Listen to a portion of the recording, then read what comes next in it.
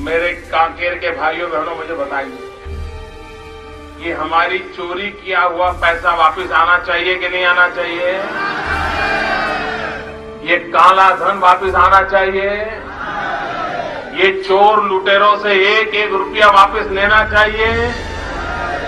इस रुपयों पर जनता का अधिकार है कि नहीं है? ये रुपया जनता के काम आना चाहिए?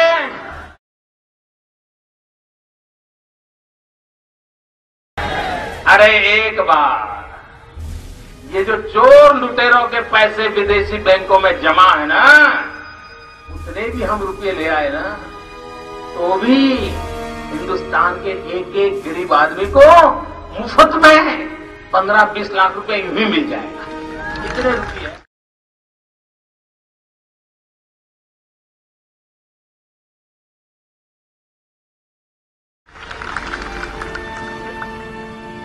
ये हमारे एमपी साहब कह रहे थे, रेलवे लाइन, ये काला धन वापिस आ जाए, जहां चाहो वहां रेलवे कर सकते हो। ये लूट चलाइए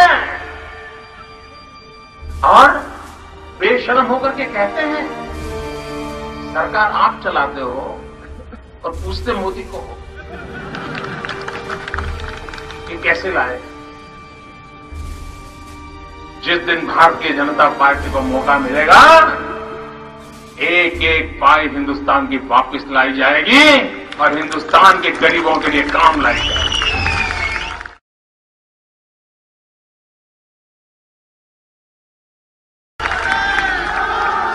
ये जनता के पैसे हैं, गरीब के पैसे हैं। हमारा किसान खेत में मजदूरी करता है, उससे निकला हुआ धन है, वो धन पर हिंदुस्तान का अधिकार है, हिंदुस्तान के कोटि कोटि गरीबों का अधिकार है और उनको वो धन मिलना चाहिए। ये हम संकल्प करते हैं।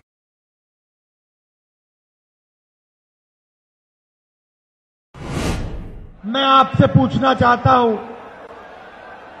आपके बैंक अकाउंट में 15 लाख रुपए आ गया क्या? कि लगता है राहुल गांधी जी को ज्यादा जरूरी है 15 लाख की, क्योंकि नोटबंदी के समय उनके पास 4-5 हजार ही रुपए थे, है कि नहीं?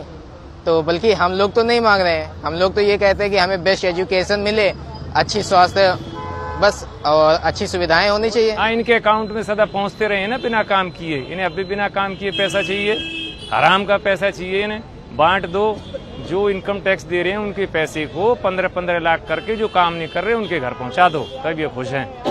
करके नहीं खाना चाहते ना।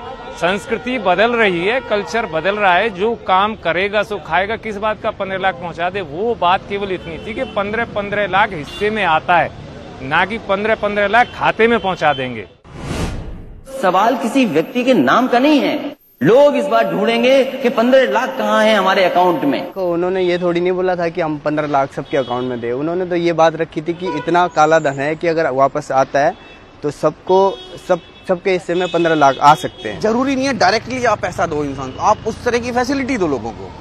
ठीक है, फैसिलिटी मीन्स आप एक सफाई देखो, आज की डेट में आपको सफाई मिलती है, वो दिख रही है। गंगा सफाई के ऊपर बात हुई थी, कल ही इंडिया टीवी देख रहा था, चाहे वो 1% काम हुआ, गंगा सफाई पे काम हुआ है और वो लोग भी मान रहे हैं गंगा सफाई पे काम हुआ। तो जरूरी नहीं है पैसा आपको डायरेक्टली मिले, आपको सर्विसेज के तौर पे भी पैसा मिल सकता है। मेरे 15 लाख आएंगे नहीं आएंगे, तो अब की बार 15 लाख का नारा आवाम का होगा। 15 लाख हर एक अकाउंट में कैसे? ऐसा कोई लॉजिक नहीं है। सिंपल सी चीज है कि हाँ, उसको ऐसे हमने एक सर्विस मिली है कि वो हमने हर जगह दे रहे हैं। प्रत्येक गरीब परिवार के हर गरीब सदस्य को 15 से 20 लाख रुपए के हिसाब से दिए जाएंगे। ये इनका पहला मुख्य चुनावी वायदा था। 15 लाख, आप भारत की जनसंख्या अभी 125 करोड़ है, इस हिसाब से कहते हैं जो हमारा जो विदेश में यहाँ से ब्लैक मनी है, 70 साल तो आपने 60 साल किया, 60 साल में क्या किया? अभी जो विदेशी पॉलिसी है, कल हमारे यहाँ मोदी जी से पहले जो भी पीएम जाते थे, कोई जानता भी नहीं था, हमारे हिंदुस्तान में नहीं कोई समझ पाता था जो हमारे पीएम का कोई दौरा हुआ है। जनता से वायदा किया था, बाहर से काला धन लाऊंगा और हर एक बैंक अकाउंट में 15 लाख रुपए पहुंच जाए। 15 लाख रुपए कभी बोला ही नहीं है मोदी जी ने। तो ये बोला था कि इतना धन पड़ा हुआ है कि 15 लाख रुपए हर आदमी के अकाउंट में आ जाएगा। तो उन्होंने लोगों को मिसगाइड करने के लिए ये चीज बोली है। साधारण नागरिकों को 15-15 लाख रुपए देंगे, ये 15 रुपया भी नहीं थी। वो 15 लाख रुपया ये होता कि आपको हिस्से में आएगा, लेकिन उस देश के काम में लग रहा तो हमारे एक एक खाते में आएगा, तो काम कहाँ से होगा।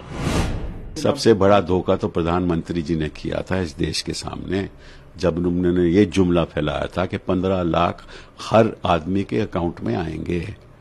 वो सबसे हिंदुस्तान में सबसे बड़ा लॉलीपॉप था। अब जैसे बोलते कांग्रेस के भी, इसने बोला था कि भी 15 लाख, अरे भाई वो तुम्हारी जेब में थोड़ी आना था।